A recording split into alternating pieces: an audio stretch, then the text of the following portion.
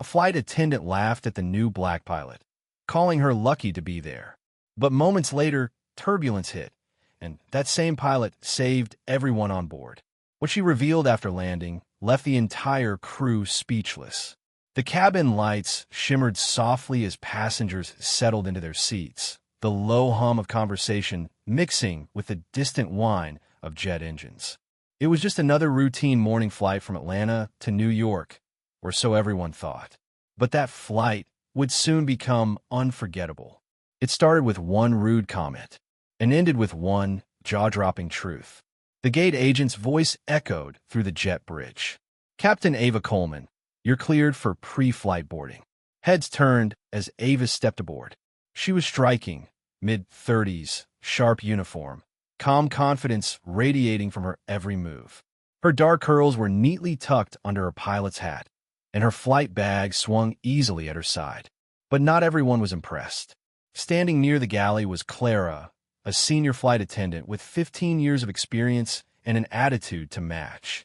Her perfectly ironed uniform and forced smile couldn't hide the subtle arrogance in her tone.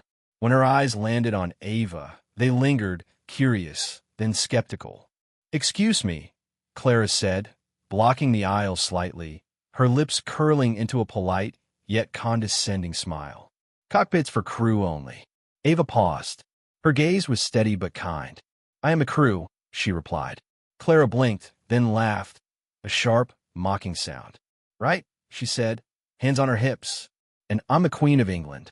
A few passengers nearby chuckled, assuming it was a joke. But Ava didn't. She simply gave a small, knowing smile, the kind that said she'd seen this before, and continued toward the cockpit.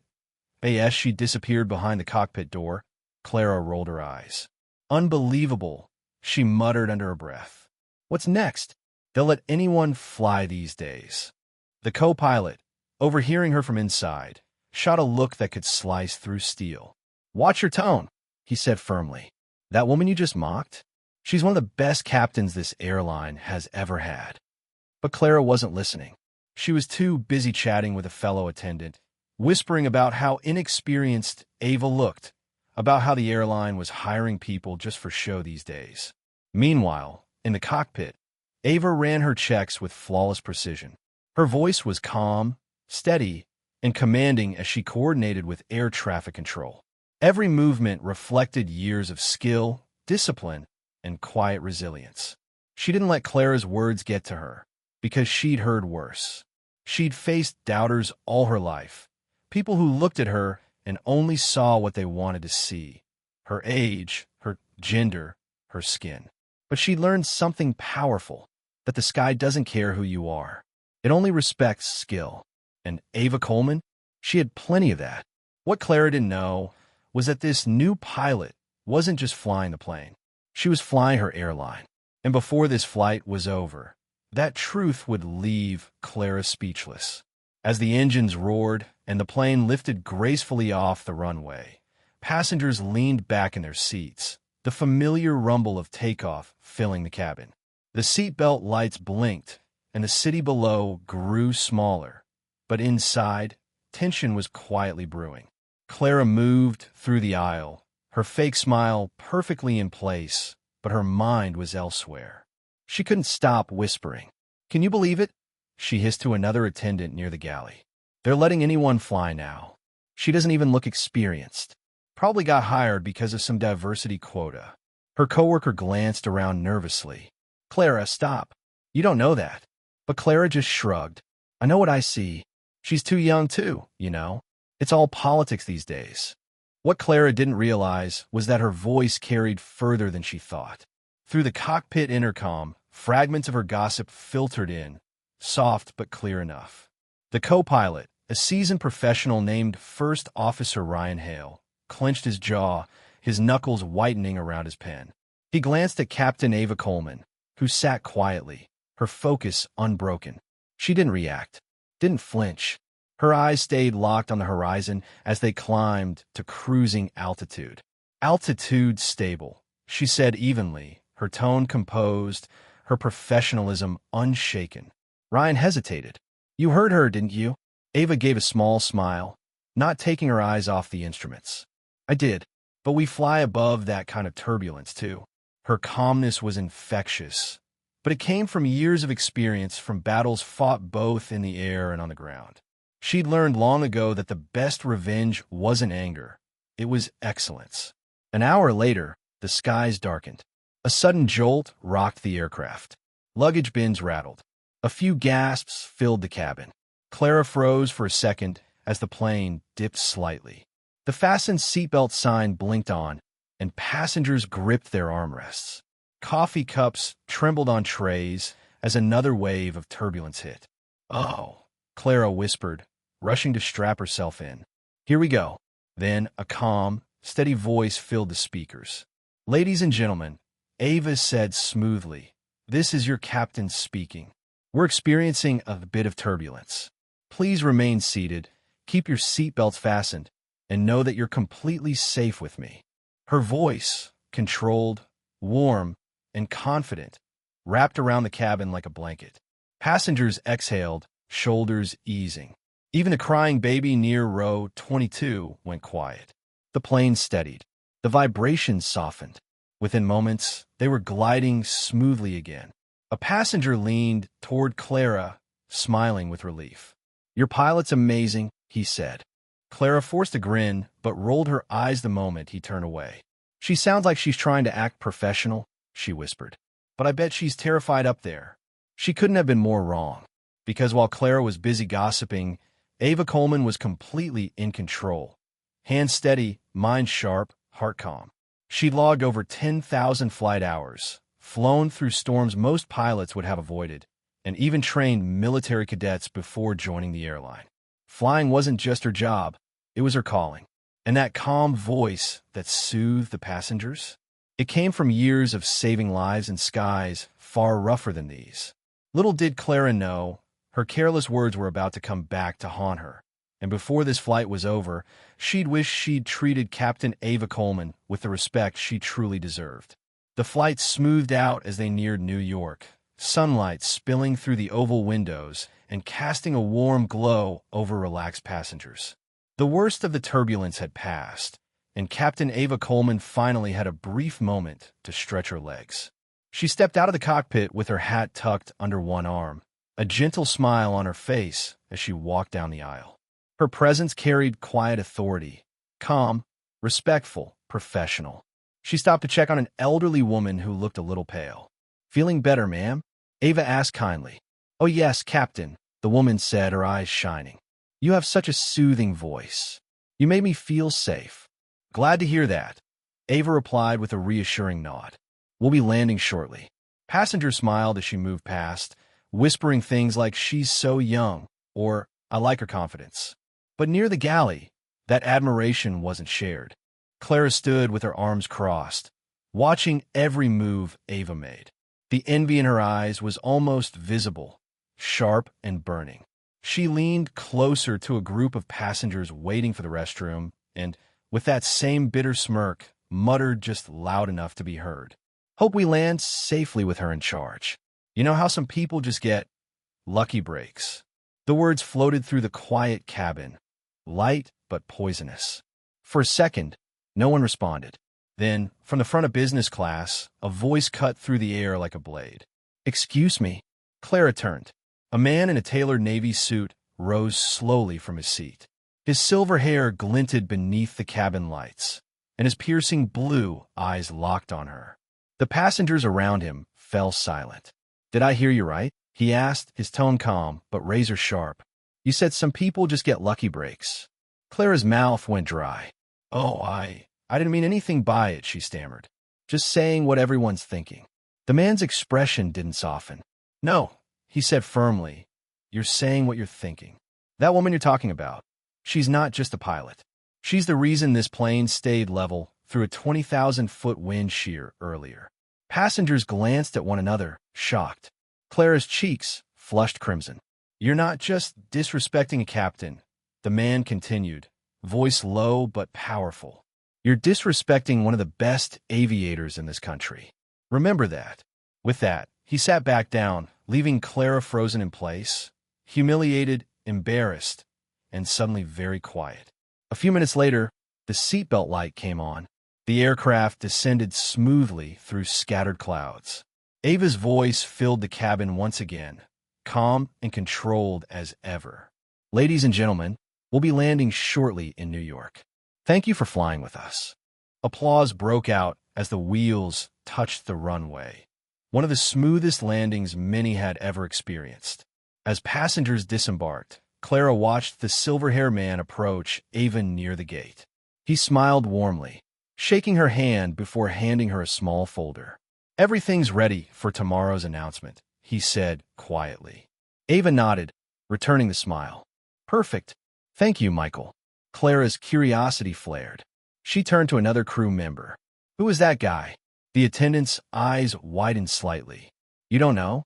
That's Michael Rowe, the CEO of Skystar Airlines." Clara's stomach dropped. Her face turned pale as the words echoed in her mind. The CEO? And the announcement he mentioned? She had no idea what it was, but deep down, she could feel it. Whatever was coming next was going to change everything. The next morning, the usually busy Skystar Airlines terminal looked different. Every employee, from ground crew to senior flight attendants, stood in neat rows, curious about the sudden mandatory announcement. Banners with the airline's logo fluttered above the stage. Cameras flashed, executives whispered, and the air buzzed with anticipation. At exactly 9 o'clock, Michael Rowe, the CEO, walked up to the podium. His signature silver hair gleamed under the lights. He adjusted the microphone and smiled. "Good morning, everyone," he began. "Thank you for being here on such short notice. Today is a very special day in the history of Skystar Airlines." A hush fell over the crowd. Clara stood near the back, arms folded, tried to look composed. But her mind was still replaying the scene from yesterday's flight. Her words, her attitude, the way the CEO had defended Ava.